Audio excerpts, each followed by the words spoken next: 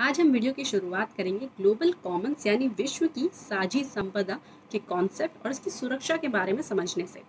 तो साझी संपदा क्या है? साझी संपदा वो संसाधन है जिन पर किसी एक का अधिकार नहीं बल्कि पूरे समुदाय का अधिकार है, जैसे पार्क, नदी एक्सेट्रा। ऐसे ही विश्व भर में ऐसी कई सारी जगह हैं जहाँ पर किसी एक देश का अधिकार नहीं है, जैसे समुद्र तल, अंटार्कटिका या बाहरी अंतरिक्ष। ऐसी कई सारी जगहें हैं जहाँ पर जो संसाधन है उनका प्रबंधन और मैनेजमेंट अंतर्राष्ट्रीय समुदाय करता है। अब क्योंकि ये विश्व की संपदा है, इसलिए इस पर तालमेल बैठाना और सबकी साझेदारी लाना एक बहुत आसान काम नहीं है। इसके लिए कई सारे समझौते भी किए गए हैं, जैसे कि 1959 का अंटार्कटिक संधि, 1987 का मॉन्ट्रियल प्रोटोकॉल और 1991 का अंटार्कटिका एनवायरनमेंट प्रोटोकॉल। हालांकि हम पहले से ही नोट कर चुके हैं कि जो ग्लोबल नॉर्थ के विकसित देश हैं और जो ग्लोबल साउथ के विकासशील देश हैं, उनके नज़रिए में, उनकी सोच में काफ़ी अंतर है। तो यहाँ पर जो ग्लोबल नॉर्थ के देश हैं, विकसित देश हैं, उनका मानना है, और वो जो एनवायरनमेंट है, पर्यावरण है, उनको वो अभी सिर्फ मौजूदा हालत में देखते हैं और उनका मानना है कि इसको सुधारने के लिए या इसमें जो भी नुकसान हो रहा है उसकी जिम्मेदारियाँ बराबर सभी देशों में बांटी जानी चाहिए। लेकिन यहाँ पर जो विकासशील देश हैं, उनका मानना है कि जो मौजूदा हालत है अभी पर्यावरण की, या अभी जो नुकसान भी हो रहा है, वहाँ पर देखा जाए तो इसकी जिम्मेदारी ज़्यादा विकसित देशों की बनती है, क्योंकि अभी जो मौजूदा हालत है उनके लिए विकसित देशों में हुआ जो ज़रूरत से ज़्यादा औद्योगिक विकास है वो जिम्मेदार हैं। तो इसी हिसाब से इसको ठीक करने की या इसके बेहतरी में हिस्सेदारी देने की बड़ी जिम्मेदारी भी विकसित देशों की बनती है। उनका ये भी कहना है कि क्योंकि अभी जो विकासशील देश हैं वो अभी औद्योगिक विकास की प्रक्रिया से गुजर रहे हैं, अभी वो स्टेज में हैं, तो अभी उन पर उस तरीके के प्रतिबंध ना लगाया जाए जो कि अभी विकसित देशों पर लगाए जा रहे हैं, ग्लोबल नॉर्थ के देशों पर लगाए जा रहे हैं।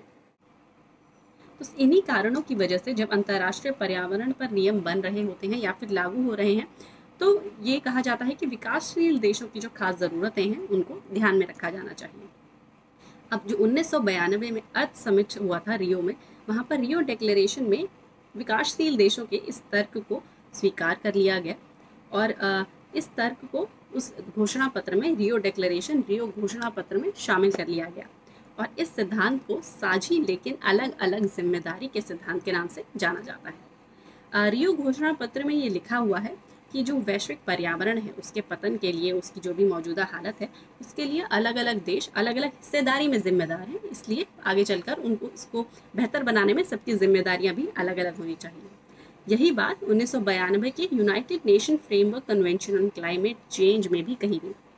इस नियमाचार को स्वीकार करने वाले देशों ने माना कि जो विकसित देश हैं वहाँ पर अगर आप ऐतिहासिक तौर पर देखें या मौजूदा तौर पर भी देखें, जो ग्रीन हाउस गैसेज हैं, उनका जो एमिशन है, उनका जो उत्सर्जन है, वो अभी भी ज़्यादा है। और अगर आप इसे कंपेयर करेंगे विकासशील देशों से, अगर यहाँ पर मुकाबला करें दोनों, यहाँ पर ग्रीन हाउस गैसेज का एमिशन कहाँ ज़्यादा होता है, तो अभी भी विकासशील देशों में ये एमिशन विकसित देशों के मुकाबले काफ़ी कम है। इसी कारण जो चीन, भारत और दूसरे विकासशील देश हैं उनको क्योटो प्रोटोकॉल के अंदर कई सारी जिम्मेदारियों में छूट दी गई है। अब क्योटो प्रोटोकॉल क्या है? क्योटो प्रोटोकॉल एक अंतर्राष्ट्रीय समझौता है। इस समझौते में हर देश के, हर विकसित और विकासशील देश में ग्रीन हाउसेस गैस का एमिशन किस स्तर का होना चाहिए, उसके लिए अलग अलग लक्ष्य रखे गए हैं। कार्बन डाइऑक्साइड, मीथेन, हाइड्रोकार्बन कुछ ऐसी गैसेस हैं जिन्हें ग्रीन हाउस गैसेस कहा जाता है। और जैसे जैसे ये बढ़ती हैं वैसे वैसे ग्लोबल वार्मिंग की परेशानी बढ़ती रहती है। और ग्लोबल वार्मिंग जो है, यानी कि जो विश्व का तापमान ज़्यादा बढ़ता रहता है, जैसे जैसे ग्लोबल वार्मिंग बढ़ेगी ये धरती पर जीवन के लिए और ज़्यादा खतरनाक हो जाता है। इसलिए जापान के क्योटो में 1997 में जब ये प्रोटोकॉल बनाया गया, जो जो चीज़ों पर यहाँ पर सहमति बनी है वो बेहद अहम है।